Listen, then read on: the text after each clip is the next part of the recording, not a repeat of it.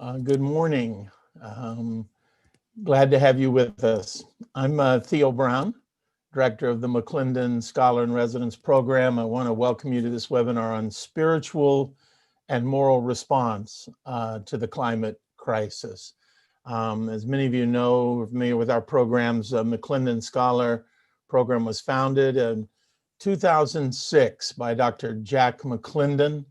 He was a longtime pastor of New York Avenue Presbyterian Church, and we're now nearing the end of our 14th year of bringing speakers and scholars and thought leaders to our church and the broader Washington, D.C. community. The programs grow out of Dr. McClendon's insight that justice, service, and action can only be sustained when a community works to deepen its faith and really grapple with the profound issues of the day. We've had dozens of speakers, some quite well known and prominent in their field through the years. And today is something of a landmark for us in that this is the first program we have done on this topic. We've never before focused directly on faith and how it relates to the climate crisis, and we're glad to be finally doing that today. So the purpose of this program is to give an overview of some of the moral and spiritual aspects of the issue and help concerned individuals think more clearly about how to make a positive difference in their lives. As I thought about the topic this week, I was reminded of the words of Martin Luther King Jr. so long ago when he said, "Our scientific power has outrun our spiritual power. We have guided missiles and misguided men." And in many ways, that is the challenge we face. Can our spiritual and moral awareness rise to meet the moment and to control the dangers posed by our scientific power to alter the natural world? And that is the focus of our discussion today. We're delighted to have Karenna Gore join us this morning to give her insight on this incredibly important issue, and I'll introduce her more fully in a few minutes. This is going to be an interactive program, and you'll see much of the time will be spent in dialogue with Karenna, with a variety of different questions and topics we want to discuss. We also want to bring you in on the webinar as much as we can. And if you are not familiar with webinars, you may want to look near the end of your screen. You see on the bottom there is both a Q&A function, which we'll be using later to ask questions of Karenna Gore, and also a chat function, which we use at a couple of different times to get your input. And in fact, I want to open the chat function now so you can test it a little bit. All you have to do is click on the chat, and it opens up an opportunity for you to type in a comment. And we want to pose a question as we start thinking together, and that is this: why is it so difficult to make progress on the climate crisis? So many of us are, and many people are aware of the danger, and yet it seems we are not making the progress many of us believe is necessary on this. What comes to mind as to why this is so difficult? Is it something in our values, our culture, our politics? What? I invite you to share some brief thoughts on that in the chat now. So just take a moment and write in some things. And we will be collecting all of these and looking at them later, trying to gain insight from your sense of the issue. And I see already some answers coming in. Laura Ciala, longtime New York Avenue member, who's now back in Michigan. Good to see you there. She says, because it's not as tangible as some other issues. Someone else suggested it's so large that individuals feel they can't make a difference. Shell Gravy has suggested because partisan divisions get in the way. Wanda has suggested, as you can see there, they're climate deniers. People don't believe the science. Another comment or two about how big the problem is. And then an observation from Al Todd that it requires us to change our habits and decision making, and that is hard. And you see some other great answers that have been suggested here as to why it's so difficult to work this problem. I'm sure we're going to be talking about a number of these things, as we go forward. So thanks for sharing your thoughts. You can continue to do so as we finish our opening comments here. And as I said, we'll be tallying all of these and looking later at what you say about this. As I said, this will primarily be a conversation. First, there'll be a guided conversation between Reverend Heather Shortledge of New York Avenue Presbyterian Church and Karenna Gore, and then with other questions that we have been collecting and have prepared, and those will be shared with you by a member of our McClendon Scholar Council, who I'll introduce in a little while. We then will take questions from you using the Q&A function. And please note, you can enter questions pretty much anytime you want once we get started. And also note there is a like function in the Q&A. So if someone's already typed out a question, you really like it, and maybe it's similar to what you thought of, just click on the like. And if several people like a question, that will help us as we're looking at them and try to really determine which ones that we want to be sure to answer. After the discussion and the questions from you, we'll have a brief presentation from a representative of the organization Interfaith Power and Light, a group that has done a lot of work around the country and here in the DC area, and they've cooperated with us in promoting this webinar, and you'll hear from one of their representatives. And at the end, we'll have another question for you. So please stick around and give us your views, and we will close as announced by 11:30, certainly not later than that.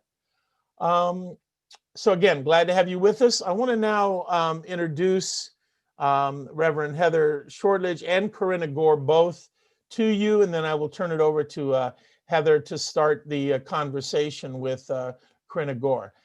Heather Shortledge is the transitional pastor of the New York Avenue Presbyterian Church. She's been in that role for about a year. She was formerly associate pastor at the First Presbyterian Church of Annapolis, where she served for 12 years. And she'll be leading the guided conversation with Karenna Gore to start things off. Karenna Gore is the director of the Center for Earth Ethics at Union Theological Seminary in New York City. As I shared with Karenna when we first talked, I spent a wonderful year of my life at Union Theological Seminary many years ago. So I have a fondness for that great institution. The purpose of the Center for Earth Ethics is to bridge the worlds of religion, academia, policy, and culture to discern and pursue the changes necessary to stop ecological destruction and create a society that values the long-term health of the whole. She is very well prepared academically for this role. She has an undergraduate degree from Harvard, a law degree from Columbia University, and a Master of Divinity degree from Union Theological Seminary. She's also author of a nationally best-selling book from 2007 entitled Lighting the Way, 9 Women Who Changed Modern America. And of course, as most of you know, she is also the oldest child of former Vice President Al Gore, who has done as much as any other person in the world to alert us to the dangers of climate change and help us think about what we ought to do about it. So we're delighted to have Karenna Gore with us and to have Reverend Heather Shortledge, who will be engaging in a guided conversation with her. And I want to turn it over now to Heather for a quick word and then to begin the conversation. Thank you, Theo. Really delighted to be here with you all this morning and to be able to have some good dialogue with Karenna Gore about a subject that is important to the church and to people of faith as we watch the West Coast burning and see the smoke in our skies all the way here in the East Coast as we pray for neighbors and siblings in the Gulf Coast area who were hit by Hurricane Laura and are still picking up the pieces of their lives from that. We are called to act And I'm looking forward to this conversation today to have some more specific ways that we could do that, and how we engage our faith and our friends and fellow people in this country to make a difference in this climate crisis. So I would like to invite Karenna to come into the conversation at this point, and we're going to have some dialogue back and forth so that we can get the program started this morning.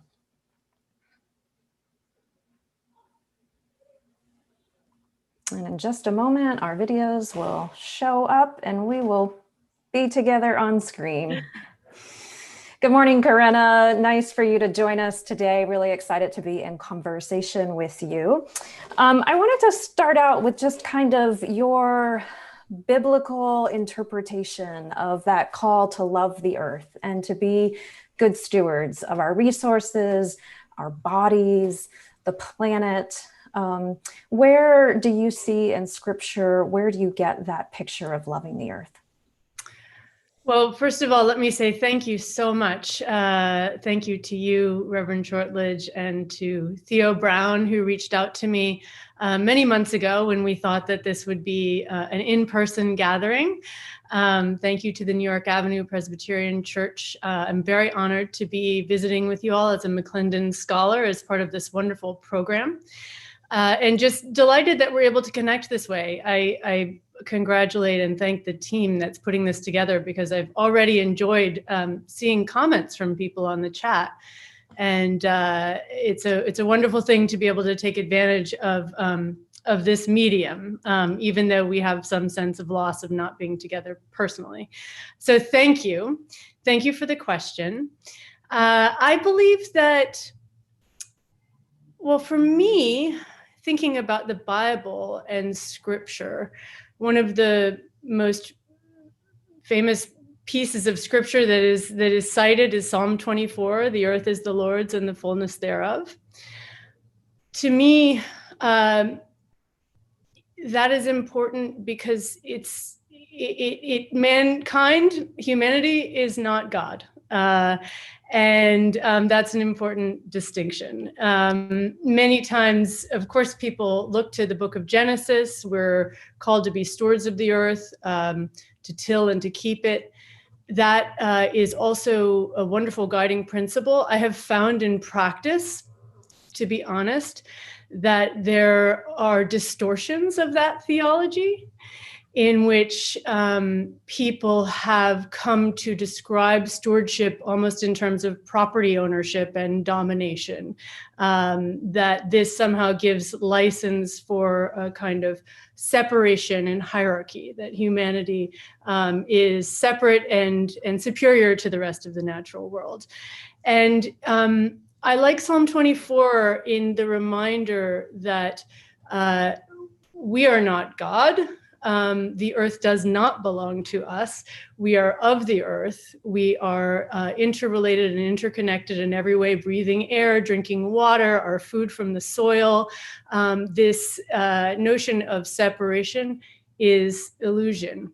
There are many other things from Scripture I would love to cite. I find that now there is so much about this issue that has to do with truth and distortion and power and the idolatry of money, that often actually I end up looking to those parts of Scripture and not just the ones that specifically look to the earth. But thank you so much for the question. Yeah, certainly. I feel like we have, especially as white Christians, a lot to learn from our Indigenous siblings. And I feel like Indigenous peoples have this mindset of, I have obligations, versus this kind of Western settler mindset of, I have rights. So that distinction between an obligation to protect the earth and the mindset of, I have a right to do whatever I want to the earth. So I find just the mindset very interesting as we talk about truth and power and how we approach the earth. Is it my right to do something, or is it my obligation to do something? And just that posturing is really important. So you did mention a little bit about climate, people who distort that word stewardship or might deny our call to care for the earth. And we got the devastating news last night that Supreme Court Justice Ruth Bader Ginsburg has died. And when she has been approached by young people, she would say, fight for the things you care about, but do so in a way that will lead others to join you. So how do we approach climate disruption in a way that will allow others to join us in this important fight? Well, thank you. I'm glad you mentioned Ruth Bader Ginsburg. I know many of us are grieving that loss today, and we were fortunate to have her come last year to Union Theological Seminary and be interviewed by Bill Moyers there. So if anybody wants to see that interview, she actually is asked and talks a little bit about whether her own Jewish faith and background has played a role in her career, and it's a wonderful interview. So you could look that up. And I do think that it's helpful. It's interesting to meditate on some of what she brought to from her great legal mind and presented to us about social change. The quote that you just mentioned, how do we get people to come and join with us, is so important right now. I think one thing about this climate crisis is that it provokes fear and anxiety and grief and sometimes shame. And all of those things, as we know, can cause people to freeze up, to project, to be angry, to go into denial. It's no different with this. And so at the Center for Earth Ethics, we do an annual ministers training where we bring together mid-career faith leaders. And it's an interesting gathering because we talk about the science and the policy, but we also talk about sacred texts and teachings and ritual and ceremony and these topics that are pastoral care type topics of ecological grief.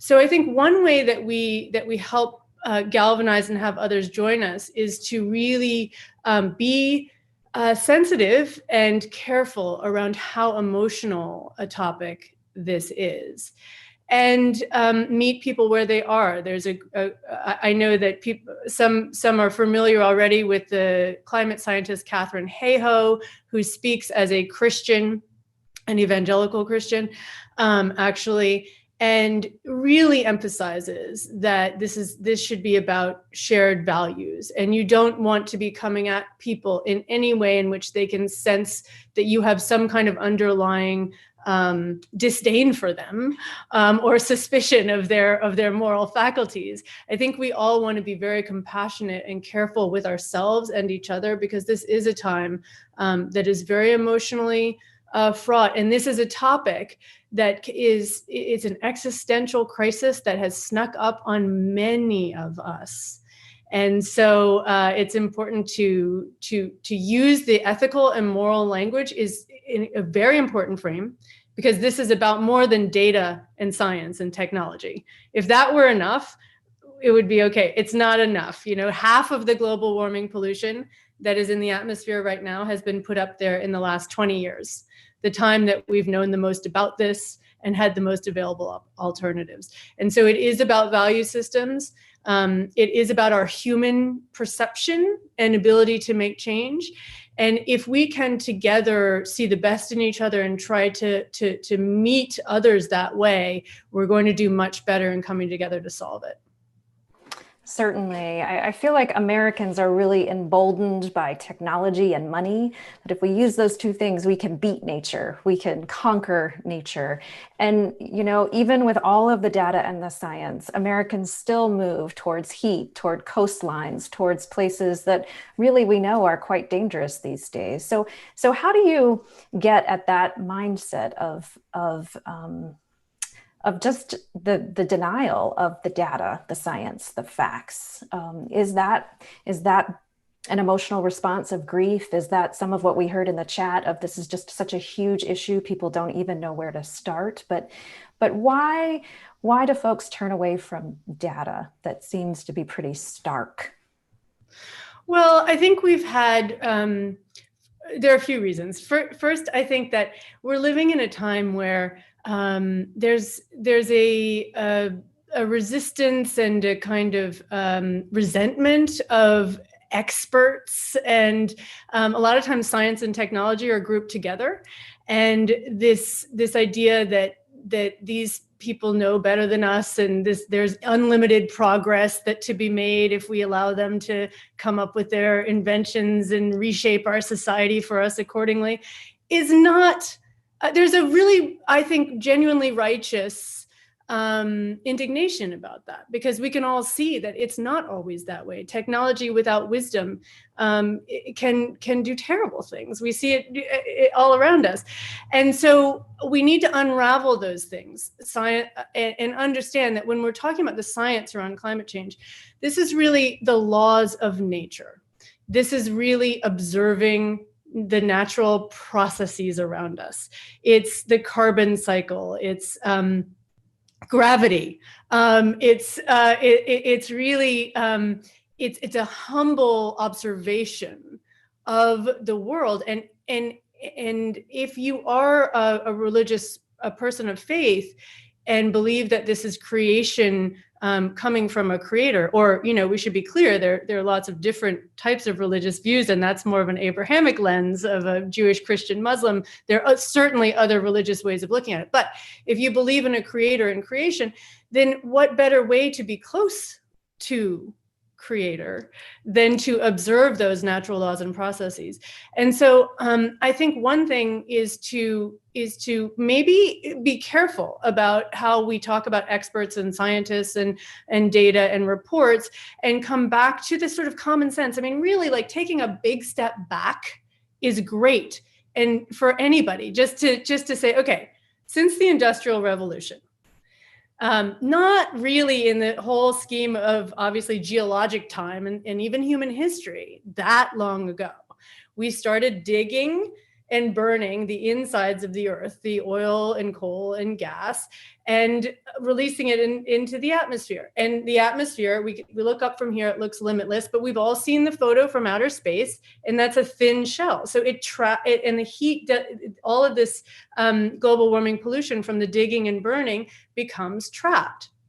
And so at the same time, we're stripping carbon sinks, deforestation, the degradation of the soil, and the like. And so the result is, it's just common sense. We can't keep doing it. And so we have gotten the message now from the voice of Mother Nature. We can see, as you referenced, and to everybody who is joining us who has been affected by the wildfires and the storms, deepest sympathies. Also to anybody who's been affected by COVID, who's lost people in their family or community. We acknowledge that this time is an extraordinary time that we're going through. And so basically, I think we need to be to go to common sense more than just the expertise language, and realize something very simple. We have a choice.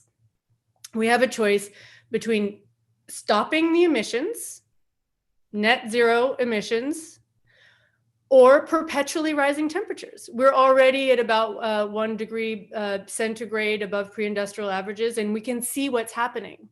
Do we want to stay on the trajectory to 3 and see what happens and run this experiment, or would we rather make the changes sooner and stop it here? Because we have a choice between stopping emissions, doing net zero emissions sooner and remaining at 1.5 degree Celsius above pre-industrial averages, or we can delay, and then we can, when we stop it, then it'll be like 3, and we have no idea what we will have set in motion regarding tipping points. So it's really common sense, and obviously, as I just demonstrated, I don't have the key to brilliant communication either. But I will say that everybody has a calling for this. And as we all know, people don't talk about it a lot. It's a difficult subject, or it gets kind of put through the culture war lens, and we have to be very sensitive to that. Some of the biggest, the moral clarity is coming from the people most impacted right now. Sure. And I think that's important. So, some people might argue that low income people, folks of color, indigenous populations might not have the same choice that white people do of stopping that trajectory, and that they are impacted the most by some of the choices that we're making. And in the faith community, we talk about intersectionality a lot. What does white privilege, where does that come into this conversation? And we talk a lot about reparations with racial justice, but what would reparations look for environmental justice? Well, thank you. So one of the things that I found very illuminating in doing the work that I've been doing over the past 5 years at a seminary in interfaith dialogue around the ecological and climate crisis is talking with indigenous peoples. And that in and of itself is interesting. Historically or conventionally, you haven't found indigenous traditions in interfaith dialogue for different reasons. Sometimes it's a self-identification, not as a religion on the part of a traditional indigenous person, but we're talking about ancestral wisdom and prayers and rituals and ceremonies and and a sense of the sacred. So, of course, to have that voice in any interfaith dialogue around the climate crisis is very important. And in understanding the way that they view the history of colonization as intertwined with ecological destruction, I really felt like I understood something about white supremacy that I didn't understand before. And so it goes back to really the origin of the presence of European peoples on this land, European origin peoples on this land, white people. And that comes out of the 15th century papal bulls, edicts from the Vatican, which Pope Alexander VI, there was a series of them, but he was among the more important papal bull that said, conquer, vanquish, and subdue all of the peoples. And this was for the Americas and Africa. So conquer, vanquish, and subdue all the flora and fauna. And that specifically any non-Christian people were part of the flora and fauna. And when you think about it, that mindset, grounded and referencing the book of Genesis and dominion, dominio, to dominate, and also, the interpretation of the book of Genesis being distorted to mean that, and to think of all of these people, non-Christian, by definition, being the indigenous peoples of the Americas and of Africa at the time. And there's a conversation to be had about Ethiopian Christianity, which is complicated and ancient, but basically that's the case. And so that really, to me, was a kind of aha, like, this makes so much sense. That this white privilege, this notion of manifest destiny, that somehow God intended for people who came from Europe to have control of this land, out of this comes property law. And the main way that we relate to nature is as property. So I believe that the point that you raised is really critical. I think that knowledge is power, looking at the history of how we got here, why we think about nature primarily as property, why there has been this notion of American exceptionalism and manifest destiny that's tied to white people. It's very important to look at that history, and then to go back, and those of us within Christian communities have that extra responsibility to detoxify that element of our traditions. And the incredible thing is we have as teachers and dialogue partners, the Black church, which has brought such incredible theology and obviously, forging of the American identity. So that is where a lot of wonderful leadership can come from in this way too. Thank you. We learn from our history. The Great Migration happened and 6 million people moved from the South to the North and really reshaped our country and our cities. And, a lot of scientists are now talking about climate refugees, even here in this country, who are going to be forced to move because of heat or lack of water or rising sea levels. And they're posing a number almost double that, 13 million Americans who are going to be climate refugees in this country and who are going to migrate and reshape what our country looks like. Can you envision that? What does America look like if 13 million people are forced to move from their homes? How does that reshape our country? And what do people of faith have to do to get ready for that? Well, this is one of the most important. We're convening to talk about the moral and spiritual response to the climate crisis, and I think you've just put your finger on a very important aspect of it. The UN has estimated 200 million climate refugees. There's a legal term with refugee that's a little bit problematic that may need to be changed, by the way, because refugees have a particular way of being identified under international law. So sometimes you'll see migrants instead of refugees for that reason.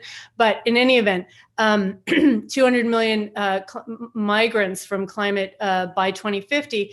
And there was a World Bank study that said 143 million from Southeast Asia and Africa and Latin America alone by 2030. As you just described, within the United States, people will be also driven from their homes. And so I believe that obviously this is the time to return to first principles and to think about the values that we hold most dear. And for many people, that comes from their faith. Love your neighbor, the golden rule. These are aspects of morality that are really central to most religious traditions. And welcome the neighbor is another. And so. Or the stranger. And so I think we need to be understanding that to teach these tenets, these ethics and morals and the thinking behind them is very important. We've kind of ceded a lot of our value system to market-oriented things, to viewing ourselves as consumers. People talk about ethics, and sometimes it's about what products you buy in the supermarket and how you can trace the supply chains. And actually, those are important things, but we are more than just consumers, and this is more than just a market. This is the time that we're living in. I think for many of us, it feels like a shock. But it's the case that we are called to be people who are able to make those kinds of moral choices and to look back to people who were in situations, to look back to abolitionism in this country and to the civil rights movement, to look back at how people reacted under Nazism in Europe. This is not to be shrill and hyperbolic. It's to gain fortification and strength from the kinds of moral decisions. So I think we need to be talking about that. And faith community is another thing that we have, in addition to the kind of spiritual resources of sacred texts and teachings, rituals and ceremonies and community. There's also land, there's buildings, there's properties, there's, already we have seen people use houses of worship as sanctuaries. I think we need to be thinking very seriously about, if this is it. This is when we have to live our values in the coming years when these things are coming to bear. Thank you. I don't know if you're familiar with Terry Tempest Williams. She's a writer in residence at Harvard Divinity School. She's recently written a really beautiful book called Erosion. And the book, it really talks a lot about grief and how do we survive the grief of so many losses of wildlife species and public lands. And grief is really a theological topic because it's something that we deal with in faith communities. So how do we survive that grief? And then how do we hold ourselves accountable for our complicity? I love Terry Tempest Williams. Thank you for bringing her into the conversation. She's a beautiful writer, and also an example of somebody who, lives out in the world. She's been involved in trying to protect public lands and putting herself on the line to do so in her beloved Utah, I believe. Yeah. And so I think that, on the other side of grief is usually love, and to think about what it is we cherish so much in this beautiful earth is absolutely a gift, because, we're living in a time where there has been kind of, I think, a more enforced sense of separation. Most Americans spend their time, I think, over 90% of their time indoors of their whole lives, right? And we know that increasingly that's spent on screens. We can also see with the health impacts that come from our lifestyles, that there are increasing rates of anxiety and depression, and that there's a sense of hopelessness about that life will continually improve, because we've already seen that it's not really necessarily making things better, that we've lost a lot of things like community. And so this is a chance, I believe, for us to actually have the kind of awakening and renaissance about the natural world that can turn our lives inside out, to go and reconnect. There's a theologian that I like, Thomas Berry, who says that the central work of this time is to, he died relatively recently, but he said is to recognize that the universe is a communion of subjects, not a collection of objects. And that is a shift. I think sometimes when we feel the grief, we're also feeling a kind of empathy, because there are, all of this natural world around us, not to mention all of the peoples from whom we don't have those direct points of contact, but we know that there is increasing suffering. To really feel them as subjects, as agents in the world, and not as objects and distant, is something that can have grief. But also there's, I'm thinking of that quote from William Blake, that grief and joy are woven fine, clothing for the soul divine, right? Something like that. And I think that is, we should stay in the grief, not push it away, but then look for that fine weaving of the joy within it and try to impart that to others. Thank you. Real quick, just a personal question. I find sometimes people feel clergy, professors are these founts of wisdom, these experts, and they forget that we are human with very real feelings and emotions. I'm just curious, what keeps you up at night, Karenna? Oh, what keeps me up at night? Well, absolutely the tipping point possibilities of the climate crisis. When I'm reading about the ice melt in the Arctic, and not really understanding, and knowing that even the scientists don't quite understand when it might trigger feedback loops that would change. We're in such a fragile and interconnected ecosystem here. So it keeps me up at night to think about that. And then the fact that despite everything we know now, there still are people and corporations in power who want to to go explore, dig, and burn more fossil fuels, including in the Arctic. So it must be said that part of the reason we're in this situation, and we need to be very clear about this, and there's lots of scripture on it, particularly in the prophets, talking about the power and our responsibility to see it clearly, that we are in this situation in large part because of a lavishly funded lobbying and misinformation campaign. So that also keeps me up at night. How do we confront that? And on that note, thank you. This has been a really wonderful conversation with you, and I look forward to continuing it at 2 o'clock with some young people. But I will now turn it over back to Theo Brown. Thank you so much, Karenna. Thank you. Thank you to both of you. What a great start to our time together. We want to just continue really with this format, continuing to talk with Karenna. And as we've been anticipating this program over the last few months, our council of opposed up members at New York Avenue Presbyterian Church have just been noting questions and topics we'd like to touch on. Heather has already mentioned several of them, but I want to invite Megan Janicki from our council to then continue the discussion with Karenna. Megan?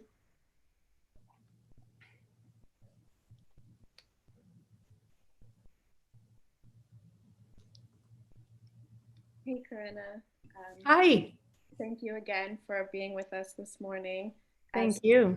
Theo said, I'm a member of New York Avenue and of the McClendon Scholars in Residence, and I have some prepared questions from our council and the congregation.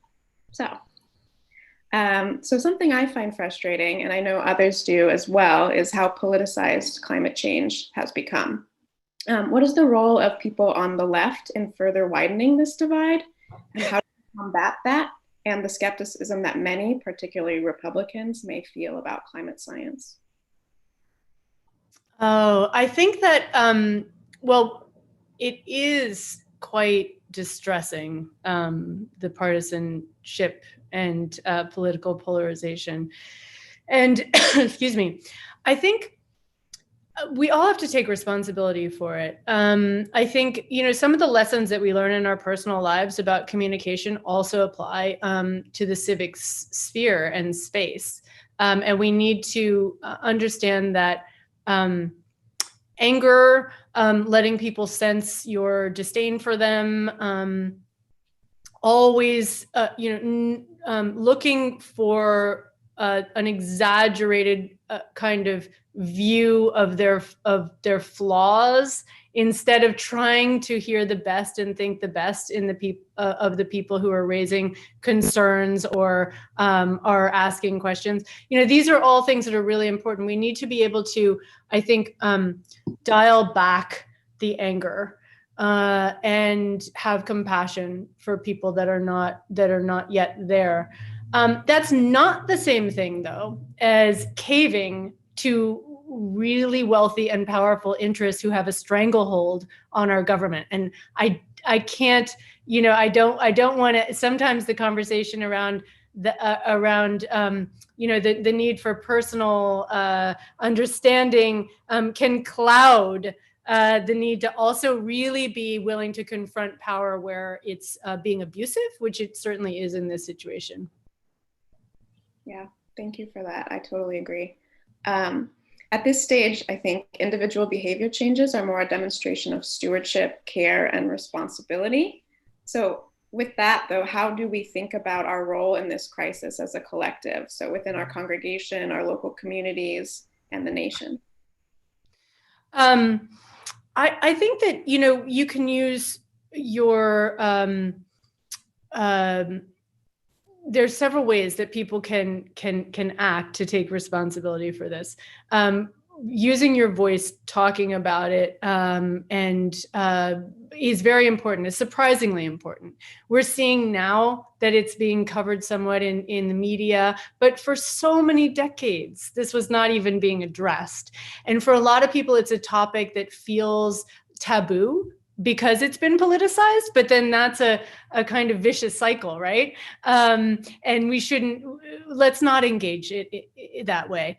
So using your voice, using the way that you make decisions about your own home energy use, and purchasing, those are important things. I don't want to overemphasize them because I do think that systemic change is much more important than that.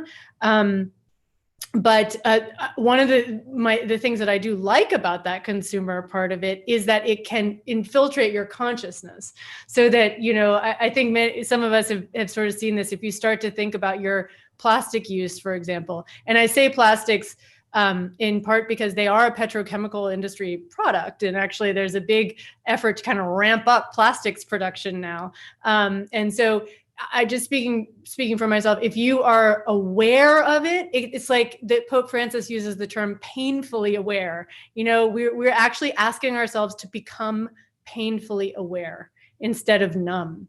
And so it's kind of difficult, but when you do that as a consumer in your own life, I think it does affect consciousness about the larger systems and increase the likelihood that you're going to actually start to advocate for different laws and policies, or go to your institutional, you know, level or community level and ask for changes there as well. So those are important.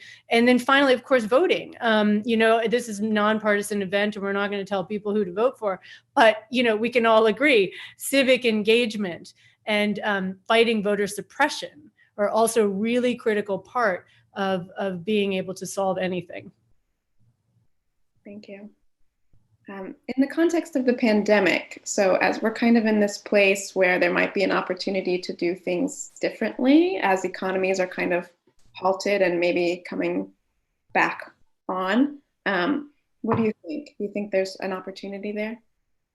I do. I think that the pandemic has presented us with an incredible shift. I mean, as I said before, we would never want to characterize this as a positive thing, you know, absolute empathy, compassion, and condolences to everybody who's been affected in a bad way by this pandemic. It has shifted perception, though, in some interesting ways. Well, first of all, you can start with a very practical level. A lot of people are flying less. And so that means shifting lifestyles away from burning fossil fuels, finding solutions like exactly what we're doing right now, virtual solutions so that we will rely less on fossil fuel economy. This is one example, but it also shows us how change is possible, right? How you can shift and adjust if you really need to. Another thing that I found very interesting, and, you know, I'm in New York City, so we were hit, you know, early on really hard, and then have flattened that, thankfully. But the awareness around essential workers, I found that conversation really important because, you know, we live in a society in which we've accorded sort of, I don't know, lavish praise or feel as if that we've somehow confused money and virtue, right? That, you know, people who make a lot of money somehow, you know, this is a sign of success and worthiness and all of that. And it's really not right. It's one of the things we have to get to the bottom of in our culture and society right now, for sure. And it's related to the climate crisis because a lot of people are allowing the most essential things like air and water, soil, to be completely sacrificed to money making. So that's the ultimate, that's what happens with that value system. So COVID pandemic has also shown us essential workers, people who are sanitation workers in garbage trucks, people who are in stacking shelves in grocery stores. You know, these are the people who are really essential to our society running. And so I hope we can continue with that kind of mentality. And, you know, the other thing that it's done is that it's shown that ignoring scientific warnings is perilous. If you if you just ignore the information that's coming to you from people who are studying on a scientific level because it's inconvenient, you're going to end up paying the price even more. And so I think it's taught us many things, is teaching us many things. And then one final thing is that it has obviously revealed the fissures and inequities in our society. So we see the racial disparities in COVID infection and mortality.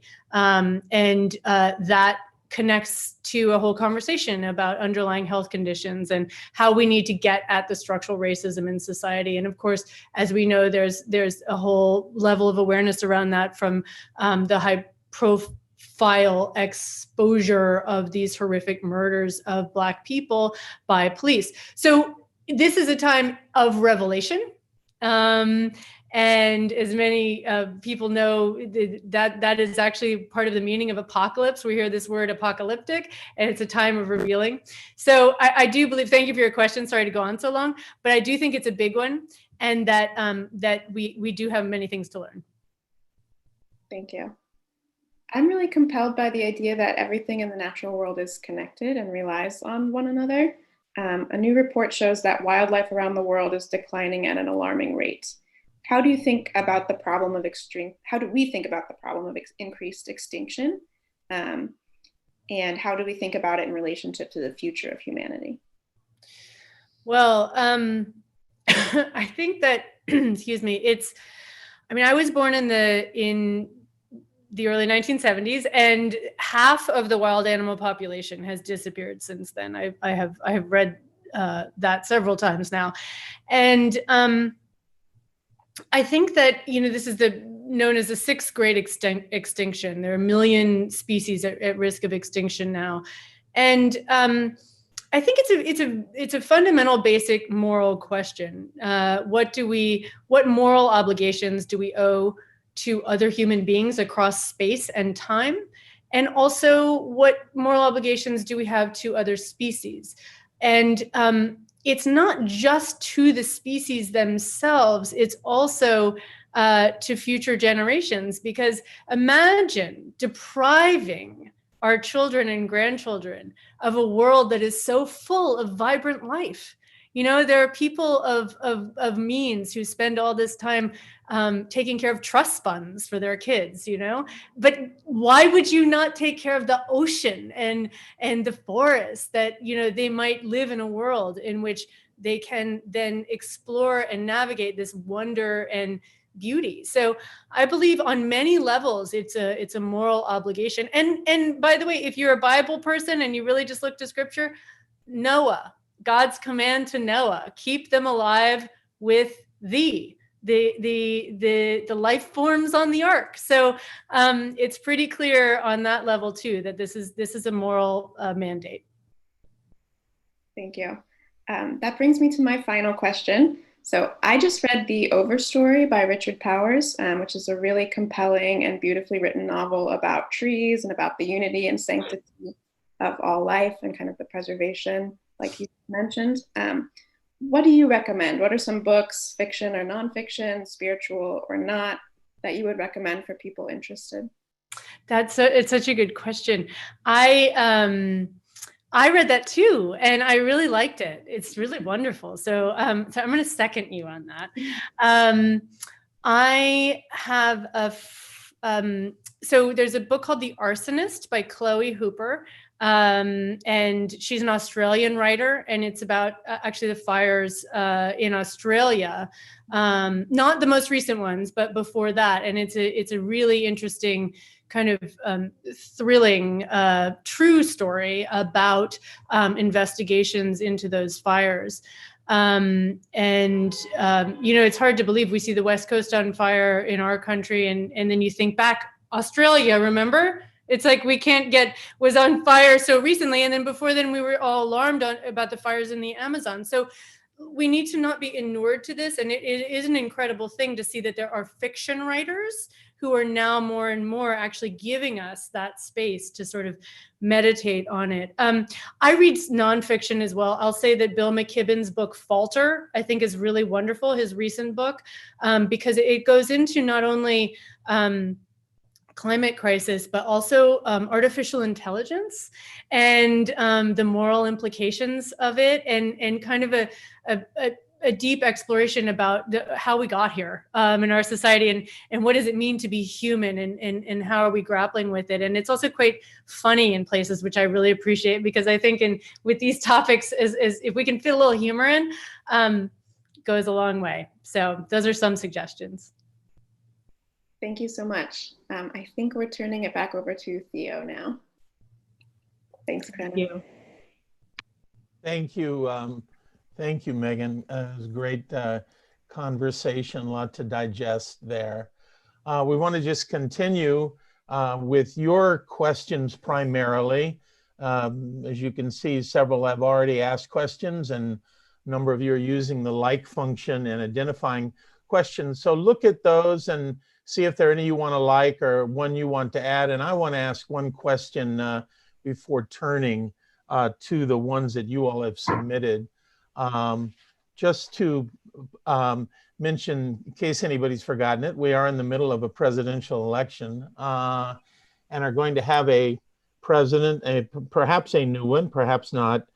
But the question is about what should be done at a policy level. Karenna, if you could just say a little bit, assuming we have a president who really cares about this, what should he do right away upon becoming president in January, what should the hallmarks of this, addressing this issue be in an administration of people who really care about this concern? So what are a few specific things you would say the next president should do?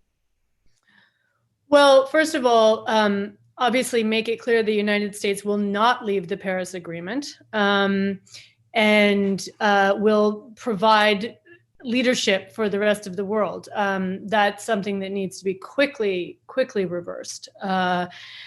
Ending subsidies for fossil fuels. Subsidies come in many forms, and a lot of time right now there's a kind of ideological assumption that that the people who are against action on climate change are motivated by not wanting big government and big government regulation and intrusion on markets or whatever. But actually, government is now working so closely with some of the corporations fossil fuel companies and others who are really invested in this way financially, just money-wise, legacy money and political power. So ending the subsidies that are built in to those things, that we don't have the real price. We don't really grapple with the real price of burning fossil fuels, because we treated it since the Industrial Revolution as an externality in the language of economics, that you can just use the air like an open sewer. So another thing is a price on carbon. And there are different ways to do that. It's hard to monetize exactly what it is. But I heard somebody say once, the only thing worse than putting a price on this is not putting a price on it, because then it's just filling the air with sewage. So those are some things. I think we need to shore up the Clean Air Act and the Clean Water Act, the National Environmental Policy Act, the Endangered Species Act. All four of those things, let's remember, came after 1970 and the establishment of the EPA. So this kind of, the first Earth Day was in 1970, and this awareness and putting that in place is now under assault. And I'm going to wrap up, but let me just say, just to go back to Ruth Bader Ginsburg, one of the things in thinking about her extraordinary career, her dissent in Shelby versus Holder case about the Voting Rights Act, said, it's like throwing out your umbrella in a rainstorm because you're not getting wet. And the same could be said about gutting the Clean Air Act and the Clean Water Act. We don't even know how much worse it can get until we do that. So those are some things, obviously putting a really top-notch environmentalist who cares about the environment in charge of the EPA, and not somebody who's a former coal lobbyist. So there's a lot that can be done. Those are some of the top line things. Great. Yeah, thank you. The two questions that get the most interest in the that have come from the participants both have to do with the economy in certain ways and some of the difficulties there. One points out that, of course, a lot of people are living at the margin and, you know, can't change lifestyle habits, whatever.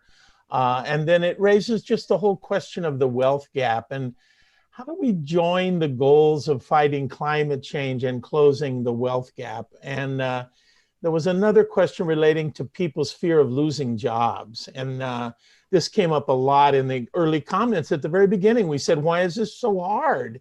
And a lot of people are afraid of dislocation. So if you could comment a little about those things, and can we join the goals of fighting climate change and closing the wealth gap? And then how do we address some of these issues around jobs? Okay, thank you. First of all, I really do think that that there is a kind of confusion about this issue of jobs and economy when it comes to the transition to clean renewable energy. There are more jobs, actually. The fastest growing jobs are in solar and wind right now. Some of the jobs on fossil fuel projects, I know that there's a lot that is made of it because, you know, this is one of the tools that is used to push through this build out of fossil fuel infrastructure, is that it's giving jobs. But these are temporary jobs, and they can have, and there are other jobs in building, you know, solar and wind and energy efficiency. So and this is, of course, the thinking behind the Green New Deal concept, but it's very much based in reality that there are a lot of jobs to be in this clean energy economy and transition.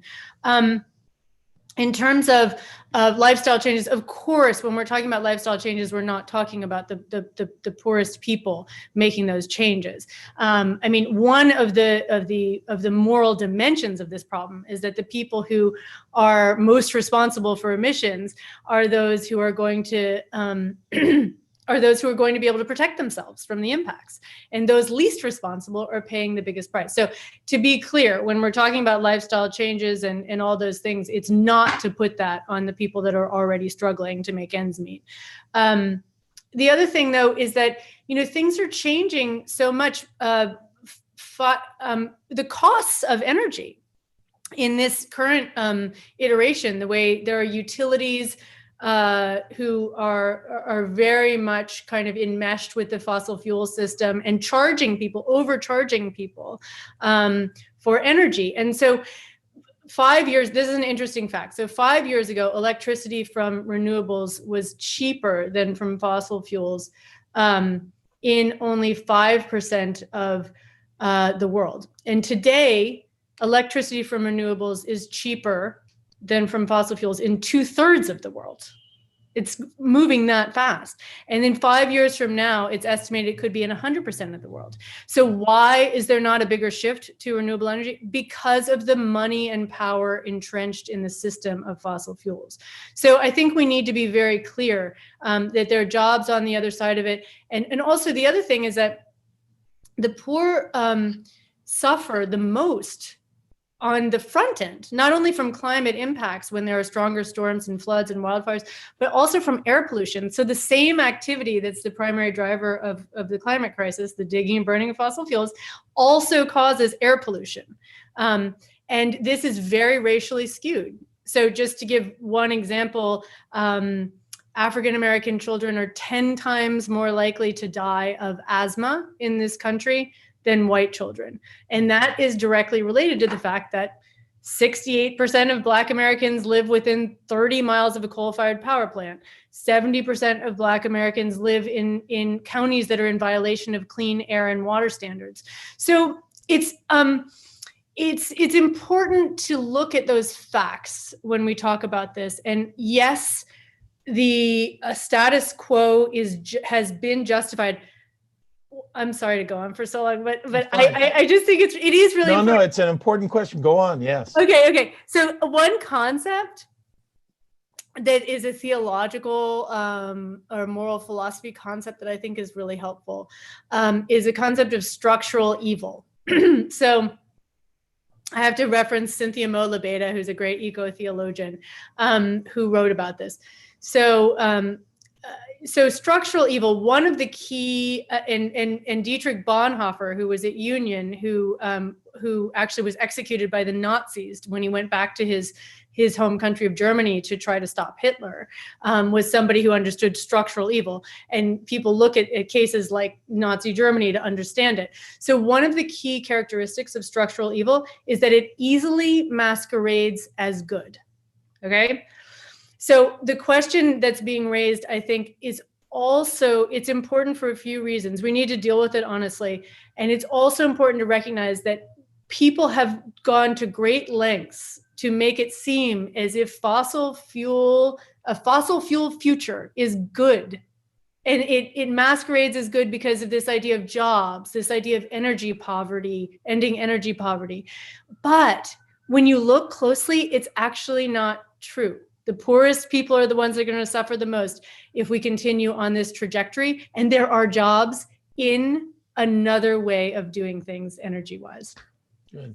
Yeah, no, thank you. You touched on a lot of things there. And you did mention again the issue of environmental racism and some of the reality there. And that was another very popular question. And so I'm glad you touched on that. A pastor in Baltimore, Reverend Michelle Ward, raised that, and a number of people like that question. And then she says at the very ending of it, if you have a kind of brief comment on this, what does it take, she says, to motivate white people to name and address these disparities in a tangible way? Sorry, what does it take to motivate white people? White people to name and address these disparities in sort of we call environmental racism in more tangible ways. If you have any particular thoughts on that and how we can motivate folks to name this more. Yeah, I think education. I mean, and education can happen in many forms. I mean, it can happen from conversation around tables. It can happen from looking online. I mean, there's a lot of good that we can find in our information revolution technology situation, as well as the drawbacks. So, if you really take the time to look, like, for example, there's this notion of sacrifice zones, places that are so inundated with toxic sites, and maybe they're also in floodplains, okay? Or other vulnerable to climate change areas, are way disproportionately African-American communities. It's true in Louisiana, St. James Parish. It's something I'm following now, the Rise St. James movement from this African-American community that's fighting a petrochemical plastics factory going in where they already have dozens of toxic facilities. If you look at this, I was in Union Hill, Virginia, with an African-American community fighting a toxic compressor station. If you look at the pattern, it's just undeniable. So I think that education is the way, in terms of white people speaking about it. People need to do their own work. It's very difficult, I think, to speak to how people get there. But I think that sitting with the truth, we had a lot of mythologizing and whitewashing of our history. A lot of people did growing up. Mm-hmm. It's hard to sit with the truth of it. But the more that we can do that and kind of support those spaces for and as white people, those of us who are listening, I know it's a very diverse audience, have the responsibility to do that and see in it the opportunity, actually, for a better way, for a more honest life, for connection to people that's authentic across racial and economic lines. And even to go back and say, okay, ancestors came from Europe. That's interesting too. What was it like, for the indigenous peoples of Europe? It can open up a whole new element of identity that should be a gain rather than a loss. Good. Time for a couple more things here. There are several questions about just sort of the role of what congregations can do. Mary Spatz writes about, what types of things are most doable by either downtown or suburban church members. Certainly we can lobby. Talked about some personal actions.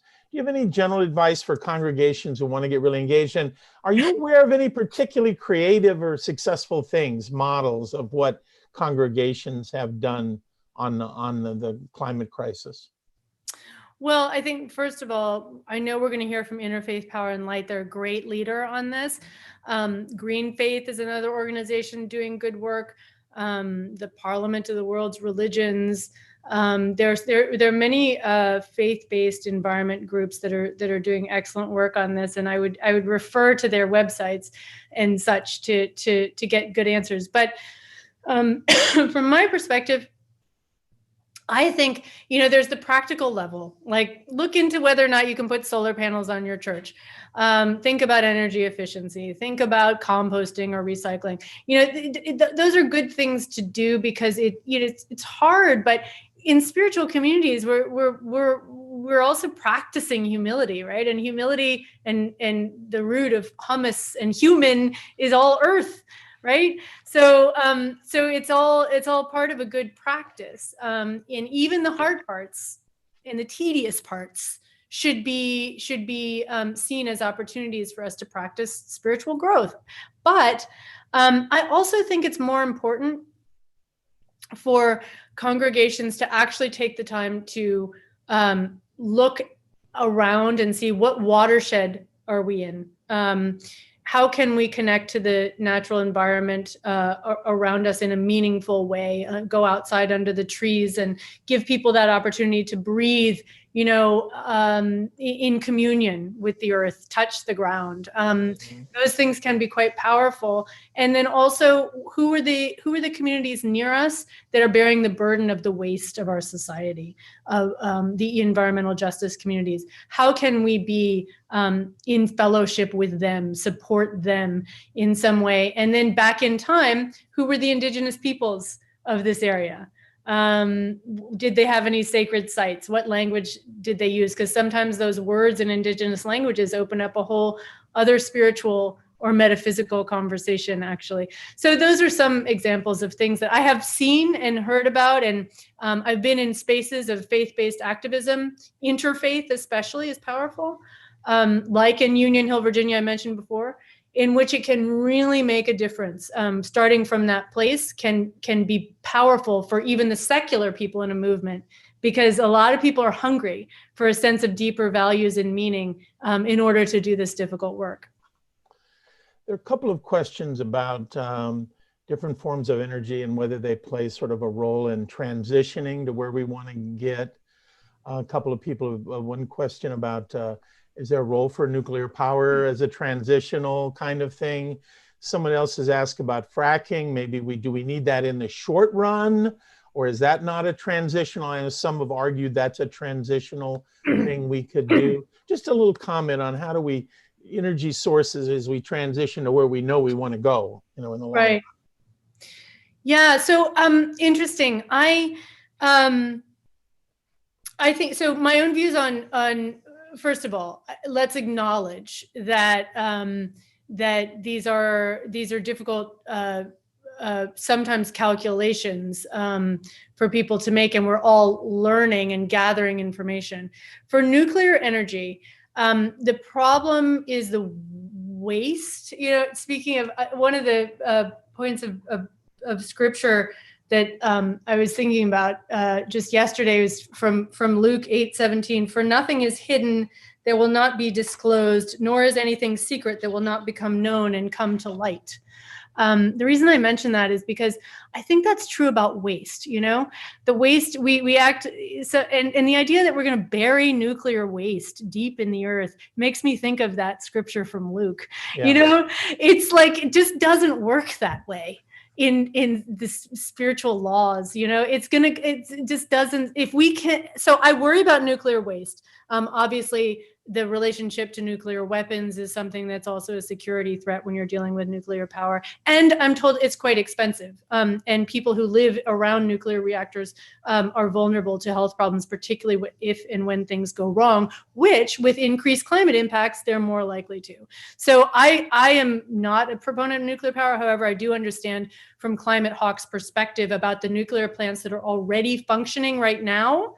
Maybe we can't shut them all down until we get, but I don't think we should be building more. And I'm happy that we shut down Indian Point in New York, I must say, for various reasons. Okay, on fracking. So I really natural gas is the name that is used, but it's mainly methane. And this can be, this is up to 80%, or about 80 times as heat trapping as CO2 when it is leaked and released into the atmosphere over a 20-year period. Okay, I know that's a lot of numbers. Basically, it's bad,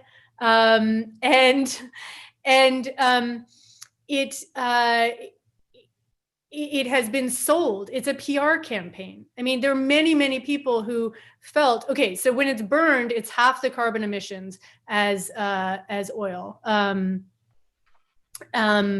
But the leaks are actually up to 80 times more heat trapping, and they stay up there for less time, but we don't have that amount of time. We don't have 20 years. We need to be drawing down. So there's this kind of there's a form of denial that says we can't meet our energy needs with renewables and energy efficiency alone. There's that argument. We can't do it. But it's increasingly clear that we can actually do it. It's just hard.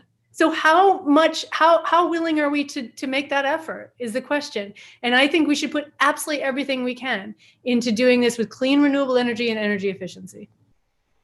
I think that comment about it is something we can do, it's just hard, is a good one to maybe end on at this point. As I wish we had more time for questions, but we want to take a moment, and we'll come back to you in a minute, Karenna, for a final word.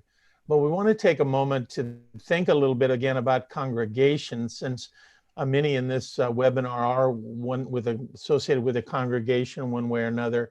And there are, as you mentioned, organizations doing excellent work in this area. And want to say just a word about Interfaith Power and Light, which you already did. And they're a national group. And we have been working with the local DC Baltimore chapter. They help promote this webinar. We appreciate that. And we have with us Laura File Long, who is the operations manager of the this area's regional Interfaith Power and Light. We want to invite her to say a bit about Interfaith Power and Light and a couple of specific things that they encourage congregations to do. So, Laura. Thank you so much, Theo, and everyone at New York Avenue Presbyterian for setting up such a wonderful event, and to Karenna for all the wisdom and insight you've shared with us today. For over 15 years, we've been working with diverse faith communities across DC, Maryland, and Northern Virginia to save energy, go green, and respond faithfully to climate change. We believe we can only truly change course with a grassroots climate movement, and we believe that one of the most powerful ways to build that movement is with you. People of faith opening conversations about climate change in our churches and synagogues, in our temples and masajid, meeting houses, and ethical societies are an essential part of the climate movement that we need. As we've heard so eloquently this morning, we listen differently in our congregations with our moral ears. In other places, people often hear climate change as words that are political, but when we talk about climate change in our sacred communities, folks hear that our role in the climate crisis is a matter of living out our values and doing right by our neighbors. That's why you are one of the most powerful people in the world to open a conversation about climate change in your faith community, each of you here today. We can help you open or deepen these conversations about what is happening to our world and how we are called to faithfully respond. We can work with you to start or strengthen a green team in your congregation and to shift your facility or homes to cleaner power and greener ways of living. We also provide opportunities for people of faith to speak out for creation in the public square and to bring that uniquely powerful moral voice we've heard spoken about today to local, state, and national environmental advocacy campaigns. The easiest way to learn more about our work and to sign up to start getting some information from us is to, I believe a link is going in the chat to click and sign up for our email list. You can also connect with us. Our website is just ipldmv.org, and you can find us at IPLDMV on social media as well. So I invite you to connect with us across all of those platforms. And I also just want to mention that right now we are gearing up for our annual fall program called Climate in the Pulpits and on the Bema and in the Minbar. Area faith communities will be raising up climate justice somehow in whatever way fits their community best. The weekend of October 2nd through 4th, or really any weekend this fall that works for you. Like I said, this is an annual event that we do, and we have lots of resources and helpful materials to help start or deepen those conversations. And this year our focus is on voting. So we want to really help folks be able to vote for leaders who care for creation and care for the climate like we do. Again, thank you so much to all involved in making this happen and all of you participating today.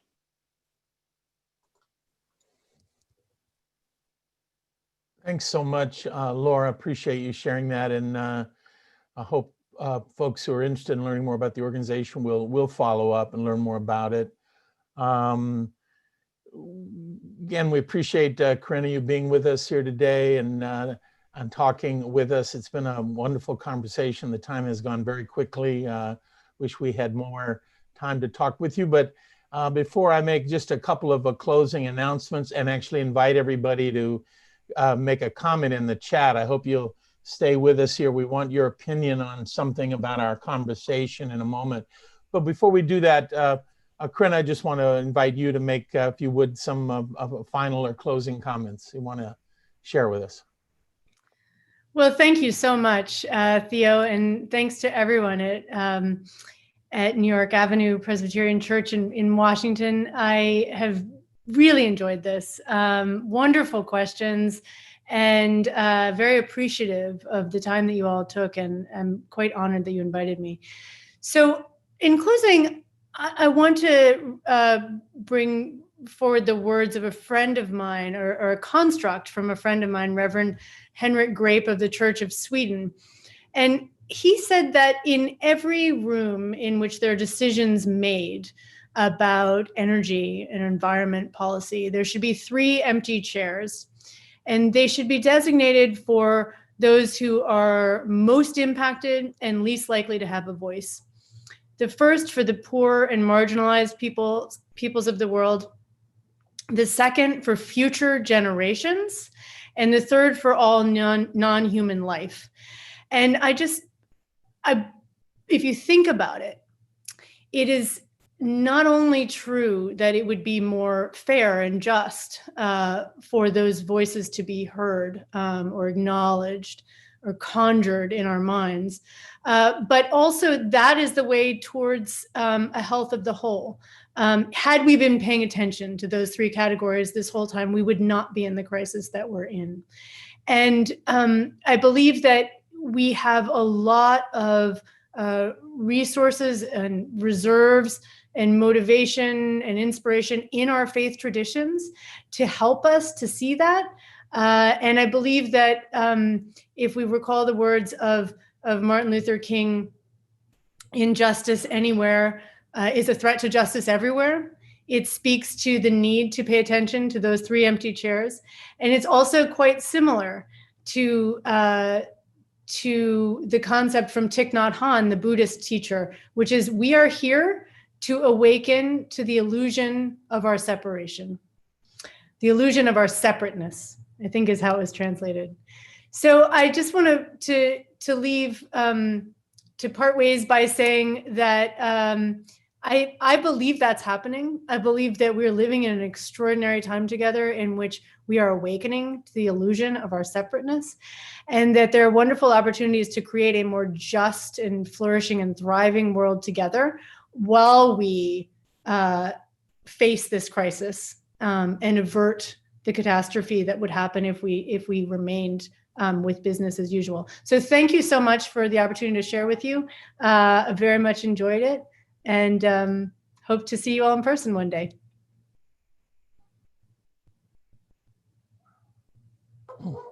Thank you so much.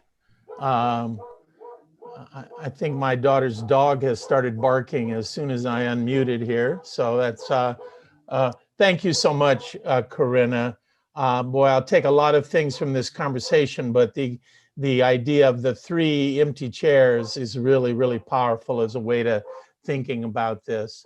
As we come to close, we want to turn the chat back on and ask you a closing question. Again, we're gathering the results to this, and we'll look at both what you said at the beginning and now. But here is the closing question, and urge you to go to chat and make some comments. What did you hear or learn today that was most helpful for you? Just some brief answers to that. What's going to stick with you, or what insight did you get that was particularly helpful? And you can continue to do that. I've got just a minute or two of announcements before we close, and we'll leave the chat open for you to make some comments about what was most valuable for you.